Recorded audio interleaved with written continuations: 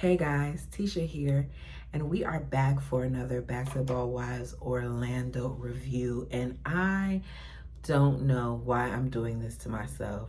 This show is really starting to get on my nerves, and seeing as to how the views aren't really that great, I'm anticipating that this will be my first and my last season of filming this because it irks my nerves. I don't understand how we got from things being a Nick problem to now a Mulan problem. And I'm confused as to why there's such a big issue when it comes to Morgan and her child's father, to the point where she's not even allowed to say her child's father's name on television. Like, we can't look it up and figure it out. It's giving, you shouldn't have been on the show because you have a lot of underlying things going on, but you did the show because it helped provide additional income and it will help you with the business that you want to start. But we're going to go ahead and go with this. So we start the episode with Mackenzie. We finally get to see Mackenzie and her man, which is also Danielle's man. I already feel like he's whack when I first see him because he has two cornrows in his head and he has beads at the end of them, and that hairline is pushed back. So I'm already side-eyeing him, but Mackenzie is really excited about him. She lets us know as they're walking that one of the things that she loves about them is that they're both from the same city and that they, feel natural. Things don't feel forced. So she said that one of the reasons why she's wanted to keep this private is because in the past with Dwayne, knowing that she was with him, that there were a lot of people in her DMs and stuff like that. But she's not completely worried about it because she can trust him because they had a friendship first. It's been a couple months. I don't know if you can really trust him, but you believe that, so okay. After seeing her ride a horse and them talk or whatever, we hear about this love bubble that they have and that there is no comparison to what she has with him and what other women have had with them. And I'm listening to her talk and I'm just feeling like there is no comparison between this man and your ex, because your ex is chocolatey and fine and has all the swag in the world. Meanwhile, this man looks whack, if I'm keeping it honest, but maybe whack recognizes whack. So later on, we see them at a dinner, and she has been telling us this whole time that she's been dating someone and that this is her man. And he lets us know immediately that they don't have a title. She says, we're building the relationship that we want to create. And he says, yeah, and it's to the point that if he wanted to have a side piece, he'll tell her. So Danielle let her know in the very beginning that one of the reasons why things didn't work out with them was because he wanted to open up their relationship. So here you are, looking delusional, saying in your confessional that he had a side chick with Danielle because he wasn't happy, but that's not going to happen to you guys because you're happy. You've been with the man for 3 minutes, whereas she was with him for 8 to 10 years because that number changed. But the point is, there is no comparison, yet she keeps trying to compare what she has with him, and she sounds dumb. Because he told you in that instance that when he's basically ready for a side piece, he's going to let you know. She says that she wants to make sure that he feels free and that he doesn't feel like she's policing him. She asks him if he feels like he's getting that with her. And he says, we got to wait and see. And she's smiling like, yeah, we got to wait and see. Basically, he ain't been with you long enough to know whether or not he's getting that from you. She's so in love, but the man isn't really giving her definite answers, and she's so excited by the littlest things that he says. Meanwhile, what he's saying isn't giving me the same thing that it's apparently giving her. To me, the scene with the two of them seemed kind of forced. She was asking him so many questions and answers that it was like, okay, you're really just trying to sit here and prove a point and make it seem like he's happier with you than he was with Danielle. because the questions that she was asking all had things to do with like how their relationship is versus his past relationships. You didn't need to talk about that on camera. You haven't been in a relationship with him long. He doesn't even consider it a relationship. Remember, he doesn't want to put a title on it.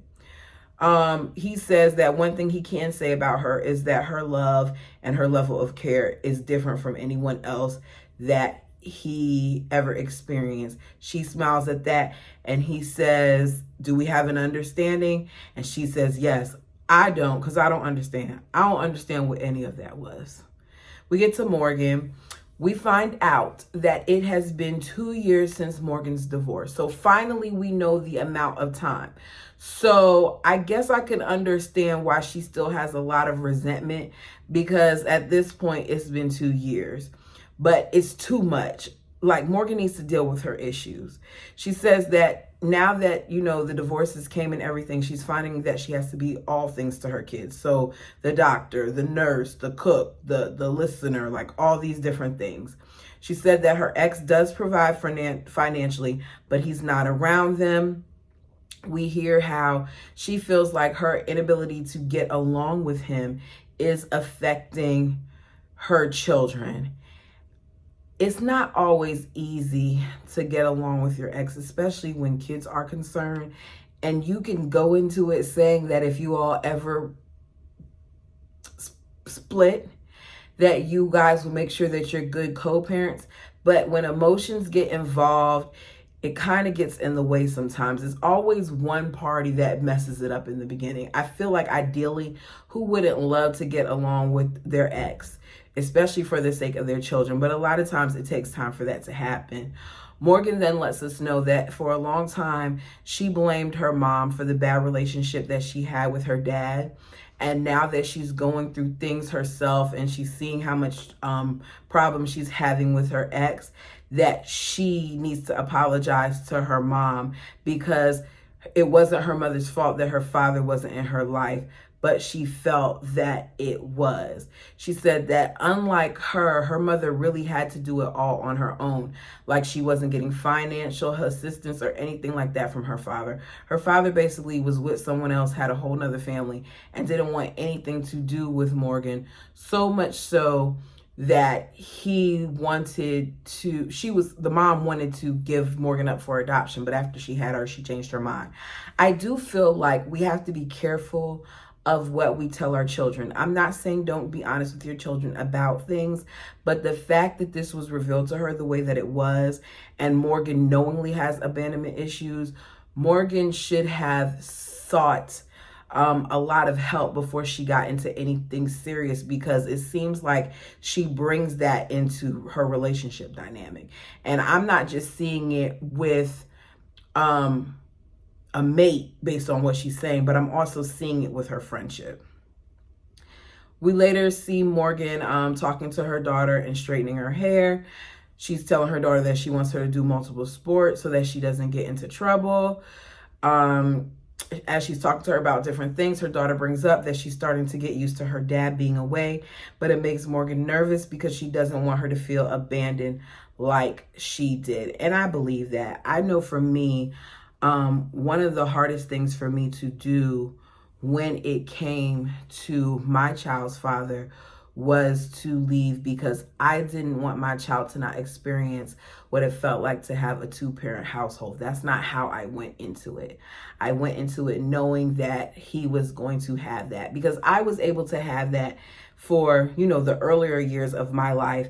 And even though my parents got divorced when I was young, I still remember how it felt with them being together. And even though my parents have managed to be cordial and I never saw the bad side of things, that doesn't always happen. So I hope that for the sake of her kids that they can work it out. But based on what we're seeing on TV and the way that Morgan is acting, it's going to be kind of hard, because she has a lot of anger that she hasn't dealt with. We then get to Neek. I don't even know if what I just said makes sense, because I just went on a whole tangent, but go with me anyway. We get to Neek. Neek and Mulan are hanging out. Neek talks about how she's over the drama and how one of the things that she likes about being with Mulan is that they have a good time with no drama. So we were originally told that Mulan sisters were going to be there for the summer, but I guess the summer is over with because the sisters are gone, and Mulan is upset because they were the only ones in the house, and she thinks they took a $150,000 watch and a Chanel bag from her. That's messed up. But if these are the same young ladies who got to Miami some kind of way and joyrided in the car and crashed it, why are you surprised that they stole from you? It doesn't shock me. They talk about the party that they're supposed to be going to for Nikki. She says she doesn't want to keep arguing. She says she's willing to apologize and move on. Meanwhile, you have Mulan who's saying that even though Danny apologized, she doesn't believe it because she was sent alive with Nikki and Danny joking about the fact that Mulan got punched. I can see why Mulan would not feel that that apology was genuine, but I felt like Mulan had a lot more heat for her with a whole bunch of people around than she did when she was sitting right next to her on a bench. And if I was Mulan, and if I was truly as upset as Mulan claims she is, I would have got my lick back when we were sitting on that bench. Mulan says they kept saying that she's picked a side when she was down the middle, but at this point, she's now picked a side. We then come back to them later on and we see Neek and Mulan walking, and we find out that Dwayne, which is Neek's boyfriend's brother, had a music release party and he was shot and killed at this party. People were arguing about something as simple as $20. And as a result of them going back and forth, his brother got shot by this female. The same female who Neek says threatened her boyfriend and was looking at him, telling him before the shooting happened that she would burn a hole in him.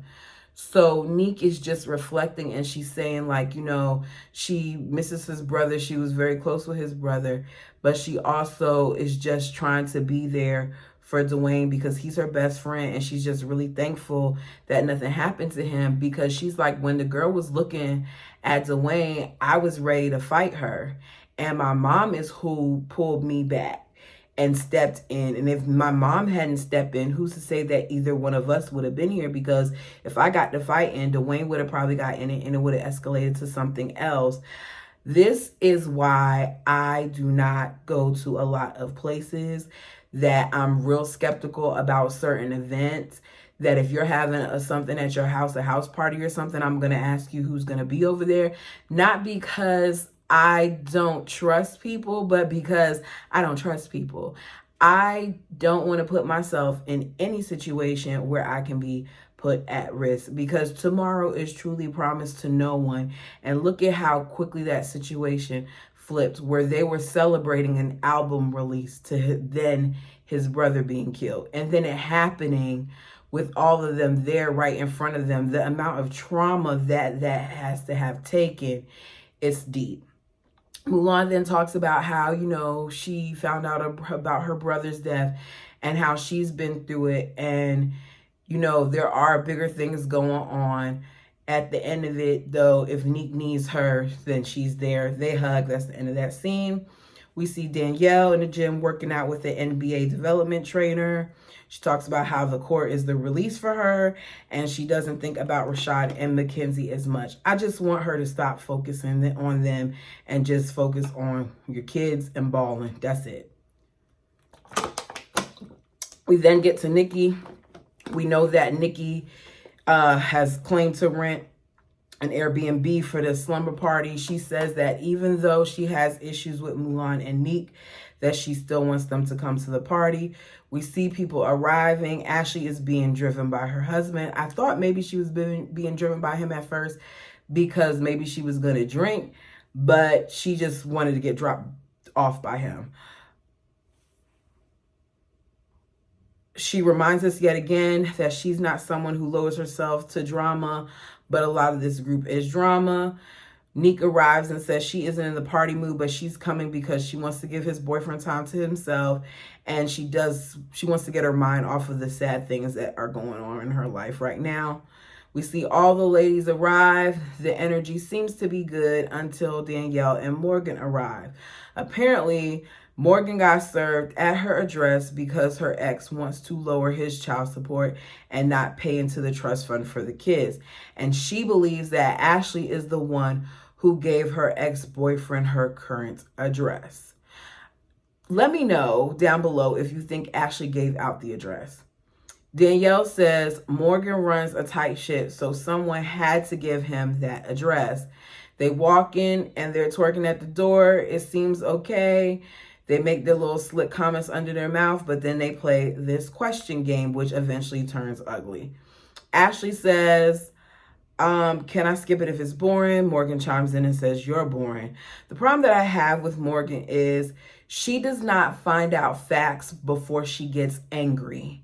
She jumps to conclusions. She does not know whether or not Ashley is truly the person that provided them with that address, but you're going to come off with all this heat towards her because you're assuming that she did, but you don't have verification that she did. She did the same thing with Nick, where she got upset with Nick and Mulan, assuming that they were calling them bullies and stuff like that, just based off of what Nikki said, without hearing the entire situation. And her jumping to conclusions is going to be her downfall.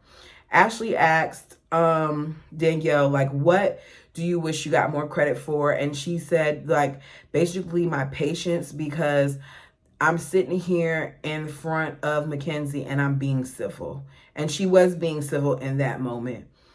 Nika's asked the question about how she's doing. She begins to cry and say that, you know, it's a little hard, but she's just trying to be there for Dwayne. All the ladies in that moment did come for her, including Morgan, who added, like, we support you and we support Mackenzie 100%.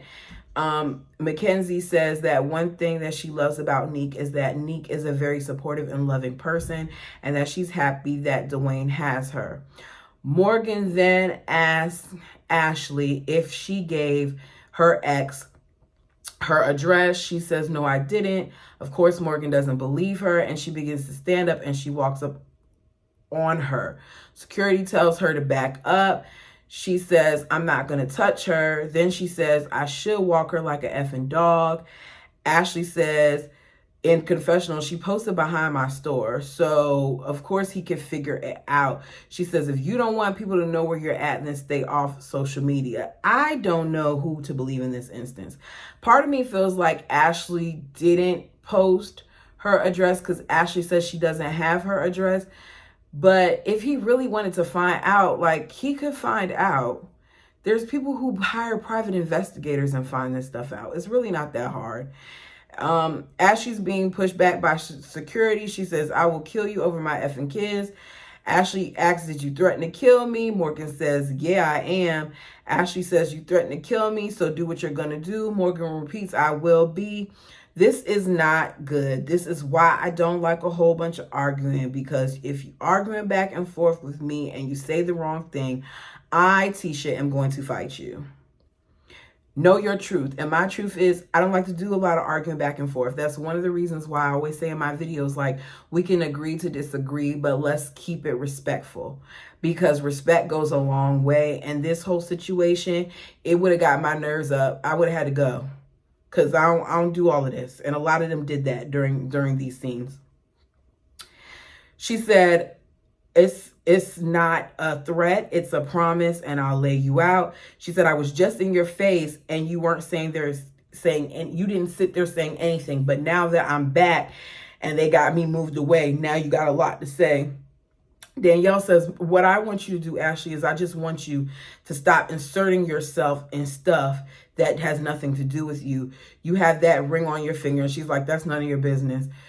But she keeps talking anyway. She didn't even feed into that. She's like, you have that ring on your finger. And really what you should be doing as a woman who's married is uplifting people. It's a nice speech, but we still don't know whether Ashley had anything to do with it. Megan then gives Danielle the Girl Power Award, because she was like, Danielle, you know, you are really on something else tonight. The other ladies laugh about it. Mulan is in her confessionals talking junk about it. After she gets the award, Mulan then tells Danielle that she's full of shit because she saw the live that they did. As they go back and forth, Neek is holding Mulan. She said, "You said that I was scared to fight you, so what's up?" Everybody knows if you say "so what's up," that's fighting words. She tells Neek to let go of her. Neek lets go of her. Security got her. Next thing I know, Morgan, of course, is going to get in it. Morgan throws a shoe. It hits security in the head. Her and Danielle get kicked out. As they're getting kicked out, Danielle is screaming that you sell your pee on, I think she was saying, because they bleeped it out, I think she was saying that she sells her coochie on OnlyFans for $7. We then hear Ashley Snell calling the police to report the threats that Morgan made against her. Ashley is now officially a cop caller in my book. We don't do that. Not for something as simple as that. I will say this. When I saw what Mulan was wearing, I already knew that she was prepared for something to pop off. However, if you truly want to fight someone, you're not going to do all that talking and all that stuff. You're just going to do it. Y'all know security is there. You guys know that it's only so far you're going to get. You look like you're just talking a bunch of mess. At this point, I don't really know who I'm rooting for. I just don't feel like I'm enjoying the show. And I feel like the pettiness of everything is just beyond me because we're getting nowhere. We're going in circles. We're talking about the same thing over and over again with no resolution. You guys, let me know your thoughts down below. I am officially at 400 subscribers. I'm so excited. Thank you for all of you who have subscribed. Please like the video, and until next time, you know I gotta throw up my fingers.